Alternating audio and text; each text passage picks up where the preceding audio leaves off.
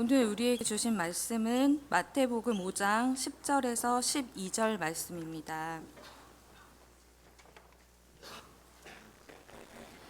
의를 위하여 박해를 받은 자는 복이 있나니 천국이 그들의 것임이라. 나로 말미암아 너희를 욕하고 박해하고 거짓으로 너희를 거슬러 모든 악한 말을 할 때에는 너희에게 복이 있나니 기뻐하고 즐거워하라. 하늘에서 너희의 상이 큼이라. 너희 전에 있던 선지자들도 이같이 박해하였느니라. 아멘. 우리 귀한 찬양과 또 기도와 말씀 봉독에 감사를 드립니다. 오늘 할렐루야 찬양대가 저의 설교를까지도 마무리를 잘 이렇게 찬양을 해주셔서 너무너무 감사를 드립니다. 우리는 그 사람에 대해서 많은 관심을 가지고 있습니다. 그런데 평소에는 그 사람이 어떤 사람인지 잘 모를 때가 많습니다. 진정한 그 사람의 모습은 예기치 못한 시련과 고난을 마주했을 때 비로소 그 사람이 정말로 어떤 사람인지 알게 됩니다. 2주 전 1월 19일 전라남도 광양에서 있었던 일입니다. 한 어머니가 운전을 하고 아이들과 함께 이제 집에 도착해서 주차를 하려고 했습니다. 주차를 하기 전에 7살짜리 딸을 보고 6살, 3살 동생을 데리고 5층에 있는 자신의 집으로 먼저 가라고 하고 그 어머니는 주차를 했습니다. 주차를 하고 바로 따라가려고 했던 것이죠. 주차를 하고 나서 바로 집에 이제 올라가려고 하는데 5층에 있는 집을 보니까 그 집에서 연기가 나는 것이었습니다.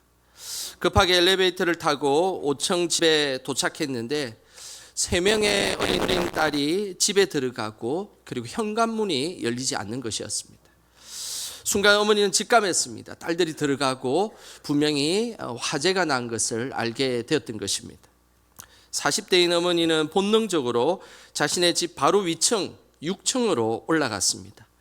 그리고 한치의 망설임 없이 맨손으로 15m 높이의 6층 베란다를 타고 밑으로 내려가서 안전장치도 없이 외벽을 타고 5층에 있는 자신의 집으로 내려갔던 것입니다. 지금 보는 이 사진이 바로 그 집의 현장입니다. 초인적인 힘을 발휘해서 베란다를 맨손으로 잡고 내려가서 그 보이는 에어컨 실외기를 발판 삼아 올라가고 그리고 방충망을 젖히고 딸들이 있는 그 자기 집으로 들어갔던 것입니다.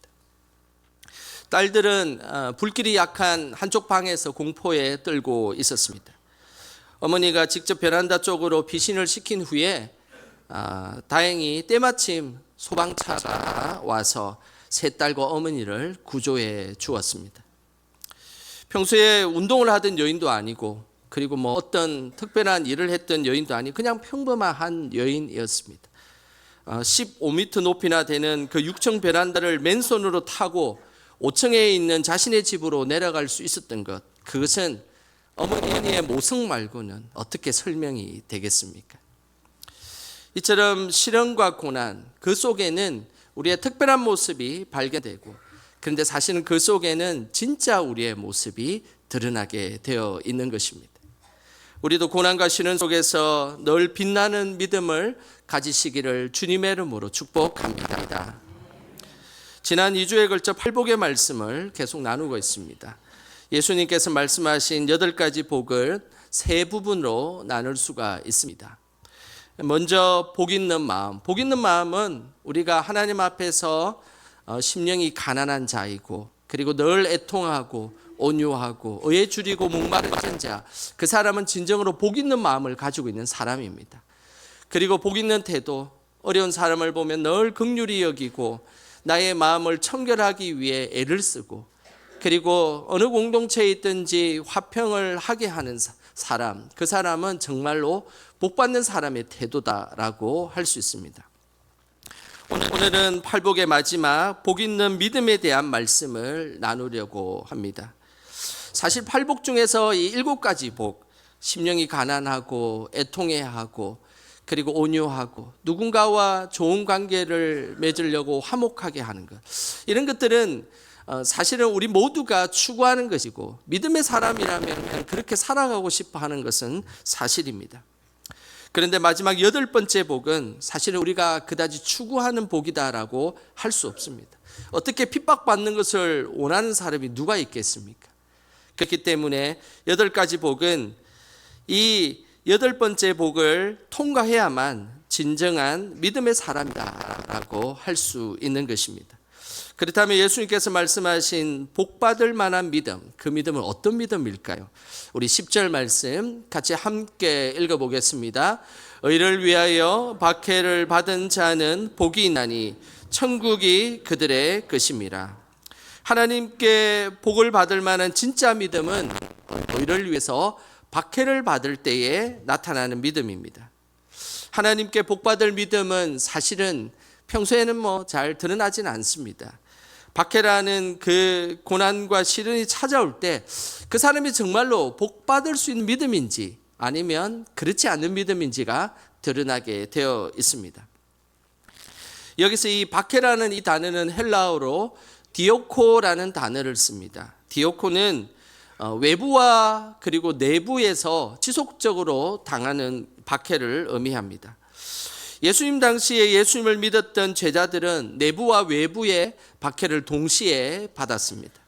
내부의 박해는 다름이 아닌 유대인들의 박해였습니다. 유대인들은 예수님 믿는다는 그 이유 하나만으로 박해를 했습니다.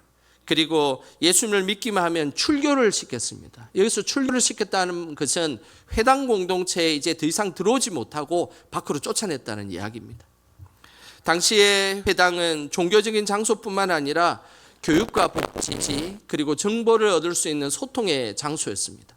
그런데 그 장소에 들어가지도 못하게 한다면 그들의 삶은 관계가 단절되고 그리고 고립되고 심지어 경제적인 어려움도 처하게 되었을 것입니다.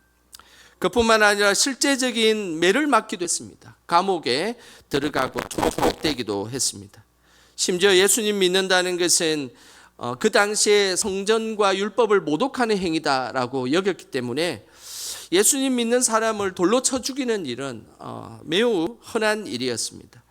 그래서 초대교회에 순교했던 스데반 그리고 또 예루살렘의 수장이었던 야고보도 돌에 맞아서 순교하셨습니다. 예수님을 믿게 되면 이런 유대인의 내부의 박해뿐만 아니라 아주 더 강력한 외적인 외부의 박해도 있었습니다. 그것은 바로 로마의 박해였습니다. 로마는 자신의 체제를 유지하기 위해서 모든 국민들과 식민지 사람들에게 로마 황제를 숭배하게 했습니다. 로마 황제를 숭배하지 않으면 콜로세움 운동 경기장에서 맹수의 밥이 되게 했습니다. 그때 당시 콜로세움 원형 경기장에서는 많은 크리스찬들이 순교하였습니다. 그때 당시의 문헌을 살펴보면 수만 명이나 되는 크리스찬들이 순교하였고 이 콜로세움 경기장의 한 모퉁이를 이렇게 고고학적으로 그곳을 파보면 그곳에 많은 시체들의 그 뼈가 있었는데 그것은 다름 아닌 기독교인들의 시체들이었습니다. 그리고 그 당시에 이 콜로세움에 운영되었던 이 동물들은 수만 마리가 되는 동물들이 그곳에 있었다고 합니다. 이처럼 로마 시대는 기독교인들을 잔인하게 죽임을 당하게 했던 시대입니다. 그뿐만 아니라 로마 기독교인들, 로마에서 기독교를 믿는 사람들은 재산을 다 몰수해 가지고 어떤 그 경제 활동도 하지 못하게 막아 버렸습니다. 이렇게 사는 삶, 예수님을 믿는다는 이유 하나만으로 이렇게 힘든 삶을 살았지만 그래도 그곳에는 예수님을 끝까지 배반하지 않고 믿었던 사람들이 있었습니다. 그 어려움 속에서도 믿음을 지킨 이들, 성경에는 이들을 세상이 감당하지 못하는 이들이라고 말씀하고 있습니다. 히브리서 11장 36절에서 38절에 보면 이 믿음의 사람을 아주 생생하게 말씀하고 있습니다. 우리 같이 36절부터 38절까지 읽어보겠습니다. 또 어떤 이들은 조롱과 채찍뿐 아니라 결박과 옥에 갇히는 시련도 받았으며 돌로 치는 것과 톱으로 켜는 것과 시험과 칼로 죽임을 당하고 양과 염소의 가죽을 입고 유리하여 궁핍과 환난과 학대를 받았으니 이런 사람은 세상이 감당하지 못하느니라. 그들이 광야와 산과 동굴과 토굴에 유리하였느니라. 이런 고난과 시련 속에서 그들의 믿음은 빛나게 되었습니다. 그 빛난 믿음은 오늘 성경에 세상이 감당하지 못하는 믿음이 되었다라고 말씀하고 있습니다. 육신은 고통을 당하고 사회적으로 조롱과 학대를 당했지만 이 박해를 이겨낸 사람들의 믿음은 정말로 이제 더 이상 세상에서 줄 수 있는 고난을 이겼기에 세상이 감당하지 못하는 믿음의 사람으로 살아갔던 것입니다. 믿음이라는 것은 평소에 잘 드러나지 않습니다. 고난과 시련이 찾아올 때 그 믿음이 잘 드러나게 되어 있습니다. 박해를 통과한 믿음은 우리 안에 믿음의 불순물을 제거해 줍니다. 그래서 늘 이 고난 속에 있었던 사람들은 정말로 그 속에 고난을 받은 사람은 그 속에 예수 그리스도의 온전한 믿음만이 선명하게 드러나게 되어 있다는 것입니다. 내가 세상을 의지했던 것들이 사라지고 내가 바라봤던 것들이 다 사라지고 지금 내가 이 고난받는 이곳에 예수 그리스도만이 드러나게 되는 것, 그것이 고난의 유익이며 고난이 우리에게 주는 믿음의 빛남입니다. 로마 시대에 많은 순교자들이 있었습니다. 그 중에 유명한 리옹의 순교자들이 있었습니다. 이들은 AD 170년경에 살았던 그런 순교자들입니다. 리옹의 순교자들은 로마의 박해로 인해서 많은 순교자들이 발생했습니다. 그런데 이들의 특징은 늘 이 순교의 자리에서 예수님을 드러내는 일을 그들은 늘 생각하며 또 그렇게 살아갔던 것입니다. 만약에 자신이 순교하고 그 의 속에 자신이 드러나게 된다면 그것은 잘못된 순교다라고 생각했고, 늘 자신의 의가 온전히 드러나는 것이 아니라 늘 예수님이 선명하게 드러나길 원했던 순교자들이 그곳에 있었습니다. 177년에 쓰여진 리옹의 순교록에 보면 이런 내용들이 있습니다. 제가 그 일부분을 읽어드리겠습니다. 그들은 우리가 그들을 순교자라고 부르는 것을 허락하지 않았습니다. 누군가 편지에 그렇게 쓰거나 말로 부르면 그들은 몹시 꾸짖었습니다. 그들은 이렇게 말했습니다. 진정한 순교자는 오직 한 분, 신실하고 참된 증인이신 예수 그리스도 뿐입니다. 그리고 이미 목숨을 바쳐 하나님께 간 이들만이 순교자입니다. 우리는 그저 평범하고 보잘것없는 고백자일 뿐입니다. 그리고 그들은 눈물을 흘리며 형제들에게 간청했습니다. 우리가 끝까지 완주할 수 있도록 기도해 주십시오.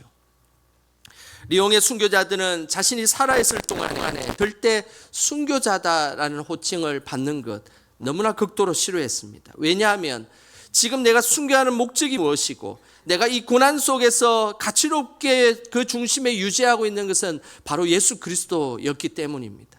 그 순교의 자리가 귀한 자리이고 자신의 의를 드러낼 수 있는 자리였지만, 그러나 그 순교의 자리에 자신이 드러나는 것을 원치 않았고 늘 예수 그리스도가 그 자리에 드러나기를 원했던 것입니다. 리옹의 순교자들은 고난과 순교의 그 순간에도 늘 겸손하였습니다. 그리고 예수님만을 높이며 그들의 연약함을 기도로 이기기 위해 고백했던 이들, 그들이 바로 진정한 순교자의 모습입니다. 우리도 시련과 고난이 찾아올 때 늘 믿음의 겸손을 유지하시기를 바랍니다. 그리고 그 자리는 나의 의와 나의 힘듦이 드러나는 자리가 아니라 늘 예수님이 드러나는 자리가 되기를 주님의 이름으로 축복합니다. 오늘 본문에는 박해를 받은 자의 대원칙이 있습니다. 11절에 그 내용이 나옵니다. 우리 11절 같이 함께 읽어보겠습니다.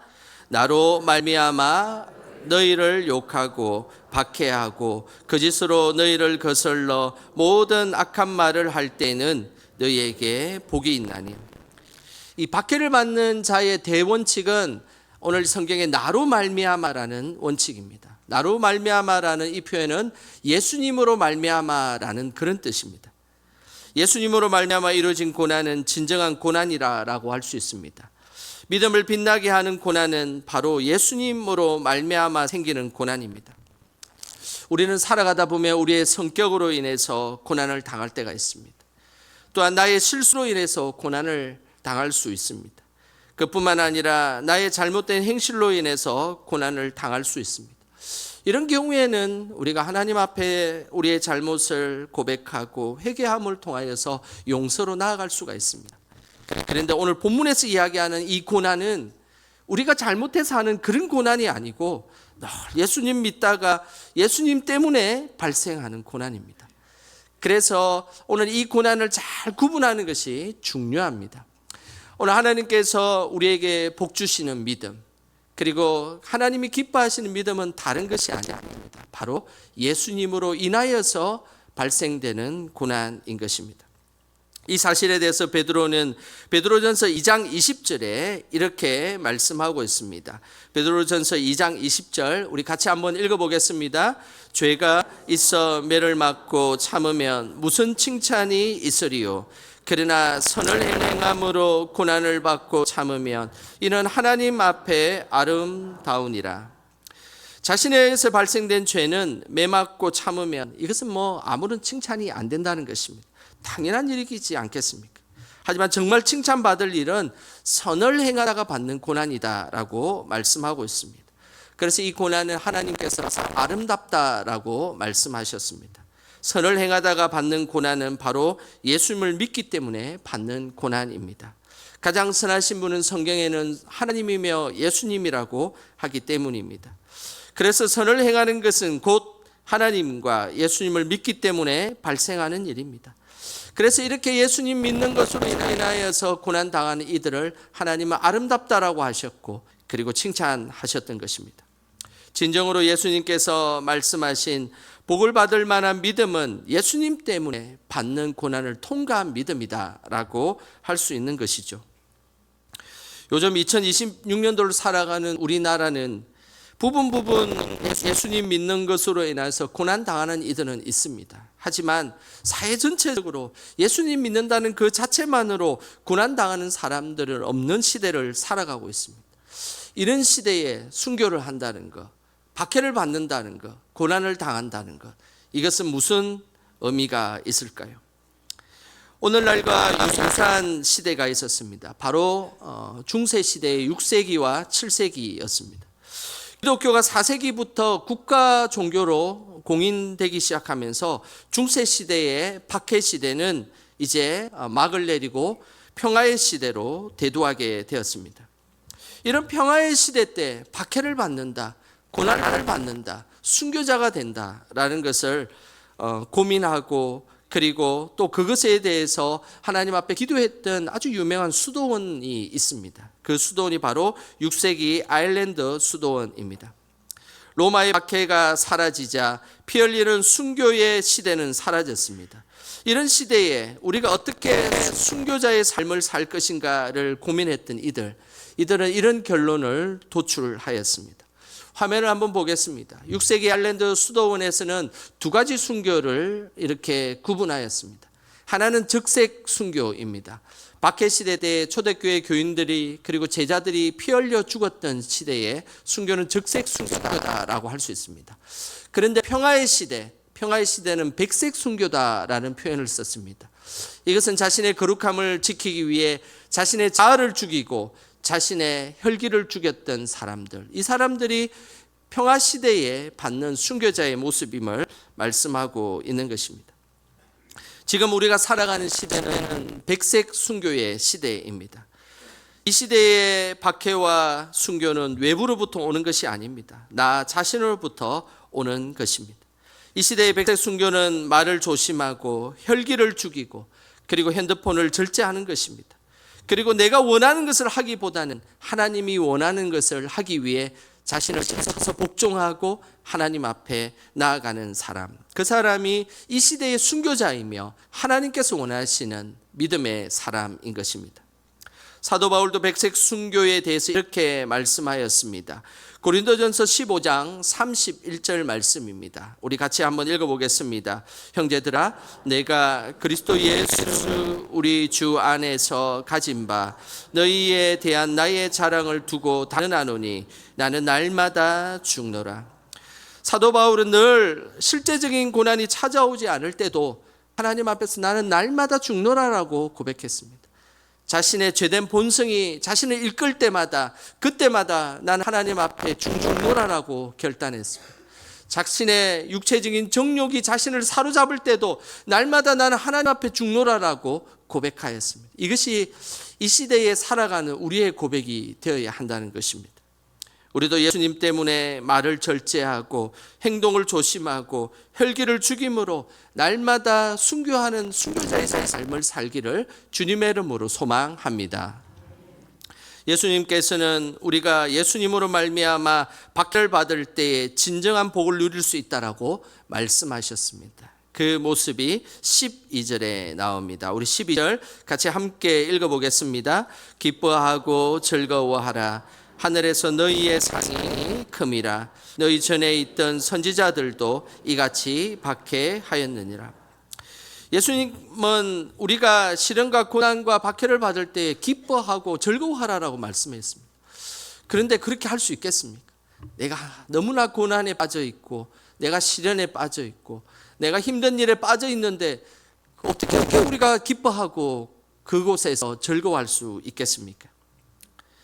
우리는 박해 중에서 기뻐할 수 있는 것은 우리의 시선을 어디에 두느냐에 따라 달라지는 것입니다. 우리의 시선이 세상에 두고 나의 억울함에 두고 고난의 시선을 두면 늘 우리는 그곳에는 기쁨을 찾을 수가 없습니다. 그러나 우리의 시선을 하나님께 두게 된다면 우리는 그 속에서 참된 기쁨을 누릴 수 있게 된다는 것입니다. 하늘에서 너희의 상이 크다라는 것은 뭘 의미하겠습니까? 이 땅의 상에 우리가 시선을 두는 것이 아니라 우리의 시선을 하나님 앞에 시선을 둘 때 그제서야 하나님이 주시는 참된 기쁨과 그리고 즐거움을 누리게 된다라는 것입니다. 우리나라 일제강점기 때 3.1 운동을 주도했던 33인 중에 하나님 잘 믿는 기독교인들이 많았습니다. 그 중에 신석구 목사님이라는 분이 계십니다. 그는 독립운동을 하였고 1950년 6.25 사변 때 그때에 북한의 공산군에 의해서 교회를 지키다가 순교하신 분이십니다. 신석구 목사님은 독립운동을 하다가 수없이 감옥에 갇히게 되었습니다. 어느 날 옥고를 치르고 있는데 자신의 동료가 감옥에서 죽었다는 소식을 듣게 되었습니다. 그러면서 동료의 죽음이 가슴을 찌르는 듯한 아픔을 느끼게 되었습니다. 자신도 언젠가 이곳에서 죽을 것이라는 생각이 들었습니다. 그러면서 고난과 이 시련 속에서 어떻게 살아갈지 절망 가운데 있었습니다. 그런데 하나님께서 이런 깨달음을 주셨습니다. 자꾸만 내가 언제 죽을지 모른다는 생각만 갖고 이 감옥에 있는 자신이 한심스러웠다는 것입니다. 그러면서 자신의 고난과 이 힘듦만을 바라보는 감옥 생활이 아니라 이제는 이곳에서 하나님만을 바라봐야 되겠다라고 그의 시선을 바꾸었습니다. 그때 신석구 목사님은 이런 마음이 들었습니다. 그의 옥중의 고백을 제가 읽어드리겠습니다. 그 말을 들을 때에 인생이 이렇게 허무함을 경탄하는 동시에 스스로 돌아보아 나도 어느 때에 그같이 죽을지도 모른다고 생각했습니다. 스스로 맹성치 아니할 수 없어 세간의 모든 복잡한 상념을 다 버리고 다만 묵도하는 중 영혼을 예배하고 앉아 있었습니다. 그러자 감방이 나에게 천당같이 아름다우며 자나깨나 주님께서 늘 내 우편에 계심이 든든히 믿어졌습니다. 말할 수 없는 환희가 느껴졌습니다. 나는 40여 년 신앙생활 중에 그때 5개월간 독방 생활할 때 같이 기쁨의 생활을 한 때가 없습니다. 신석구 목사님은 언제 죽을지 모르는 자신의 처지와 이 감옥의 힘듦만을 바라볼 때는 절망에 빠져 있고 그리고 허무함에 빠져 있었습니다. 하지만 하나님을 바라보자 그 속에서 오히려 하나님 나라를 경험하게 되었고 그 속에서 하나님 주시는 참된 기쁨을 누리게 된 것입니다. 그러면서 신석구 목사님은 자신의 처지를 이렇게 글로 남겼습니다. 하나님 내 환하게 살피시고 금처럼 수십만 번 연단하시니 꿈속에 걱정 덜어주시고 잠자리 편하여 마음속에 두려움 없이 옥고름 푸네. 일편단심 원하는 것은 바르게 사는 것, 백발에 남은 생 그늘짐이 애석하나 주야로 정성 다해 기도하기는 도탄에 빠진 백성 바르게 함이라. 언제 동료처럼 죽을지 모르는 독방의 감옥에서 신숙구 목사님은 오히려 그 자리가 천국 같았다라고 고백했습니다. 그러면서 자신의 어려움만을 바라보았을 때는 하나님이 이 어려움 해결해 주시고 이겨내 달라는 자신을 위한 기도만 했는데, 이제 하나님을 바라보고 기쁨을 주시니까 이 나라에 힘들어하는 조선의 백성들이 눈에 들어오고 그 백성들을 위해 기도하는 자리까지 나아갔다라고 고백하고 있습니다. 이 시대에 살아가는 우리의 믿음은 어떻습니까? 우리의 믿음은 고난과 시련이라는 박해를 통과할 때 그 믿음이 진짜 드러나게 되어 있습니다. 이 시대의 고난은 외부에서 오는 그런 것이 아닙니다. 바로 내부에서 찾아옴을 잊지 않으시길 바랍니다. 날마다 죽노라라고 고백했던 사도 바울처럼 나의 혈기와 본성이 나올 때마다 하나님 앞에 죽고 또 죽는 모습으로 살아갈 때 그 믿음이 바로 복 있는 믿음이 되는 것입니다. 하나님 앞에 복 있는 믿음을 통하여서 우리가 늘 하나님 앞에 정금과 같이 사용되어지는 우리 영광의 모든 성도들 되시기를 주님의 이름으로 축원합니다. 이 시간 우리 찬양하며 기도하는 시간 갖겠습니다. 주가 보이신 생명의 길 함께 찬양하겠습니다.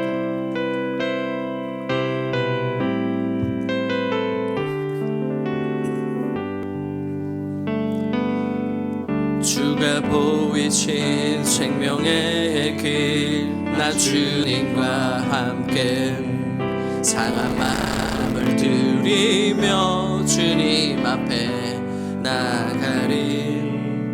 나의 의로움이 되신 주 그 이름 예수, 나의 길이 되신 이름 예수.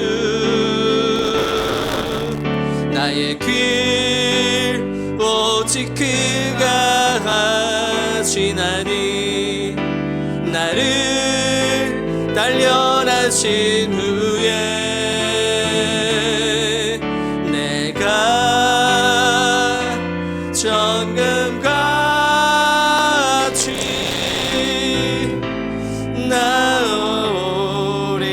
우리 한 번 더 찬양하겠습니다. 주가 보이신 생명의 길, 주가 보이신 생명의 길 나 주님과 함께 상한 마음 들이며 주님 앞에 나가리.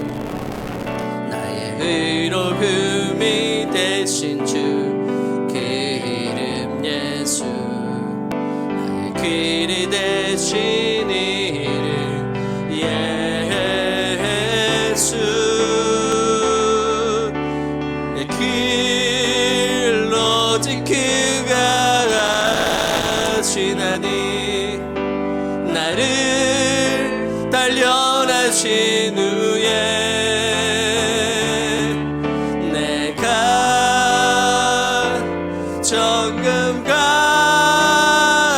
정금같이 나오리.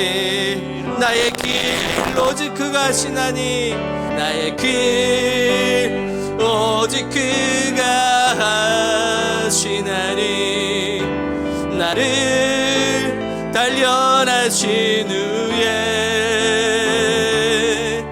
내가 정금같이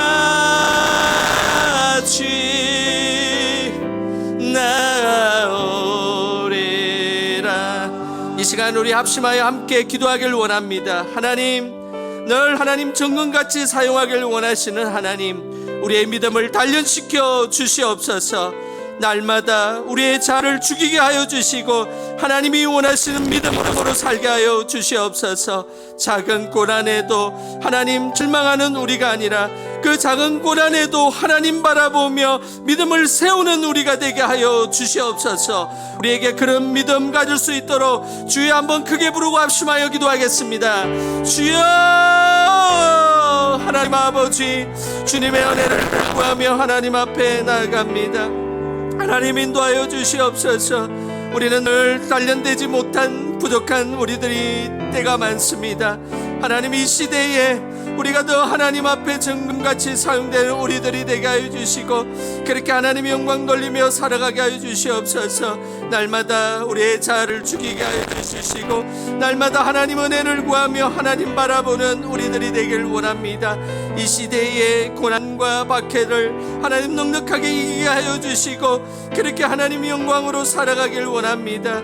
우리의 자리자리마다 우리의 의가 드러나는 우리가 아니라 하나님 순수한 예수 그리스도만이 드러나는 우리의 믿음이 되게 하여 주시고 그렇게 사용되는 우리 모두 될 수 있도록 주여 인도하여 주시옵소서. 하나님 아버지, 부족한 우리를 항상 믿음의 길로 인도해 주셔서 감사드립니다. 이 시대에 필요한 은혜를 주셔서 날마다 우리의 자아를 죽이게 하시고 하나님이 원하시는 믿음의 모습으로 살게 하옵소서. 보이지 않는 곳에서 믿음 때문에 박해받고 있는 이들을 주님 지켜주시고 그 믿음이 빛나게 하옵소서. 우리를 단련하신 후에 정금같이 사용하길 원하시는 예수님의 이름으로 기도드립니다. 아멘.